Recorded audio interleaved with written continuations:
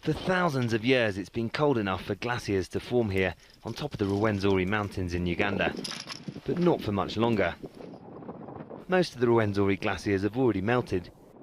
We spent a week walking up to see what's left, but there's no way we could have got here without the help of others.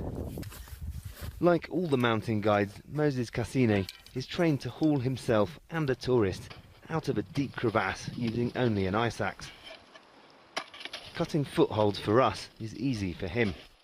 He's worried by the glaciers melting. I'm traumatized as it is getting smaller, because at one end it will get off, and that means no more tourists coming on this mountain, and that means my job gonna go off.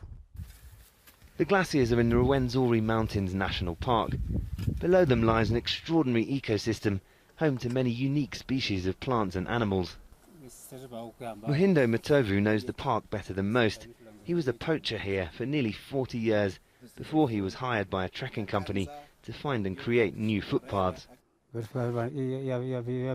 plants are changing, and much of the glacier has melted. It only remains on the high peaks. On the lower peaks, there's very little snow now.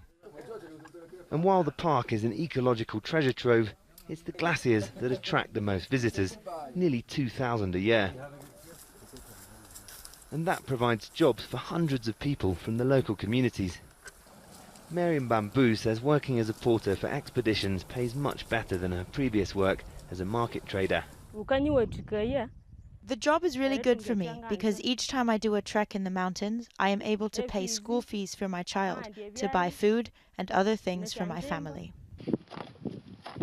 And now, because of carbon emissions, mostly from other continents, many of the jobs here are on the line. The guides who helped us up say as the glaciers melt, more cracks and crevasses appear. They seem to know all of them, and the value of their unique skills depends on the glaciers being here. This is the Margarita Peak. It's the highest point in the Rwenzori Mountains, and it's the third highest mountain in Africa, and it's cold and windy, and all around us are glaciers formed in all of the cracks and the valleys between the peaks. But scientists say the 0 degrees line above which glaciers can form is rising, and within a couple of decades the 0 degrees line will be higher than this summit. That means all the snow and ice here will be gone, and with it, jobs. The disappearance of the Rwenzori glaciers threatens not just the ecosystems around here, but livelihoods too. Malcolm Webb, Al Jazeera, at the Margarita Peak in Uganda.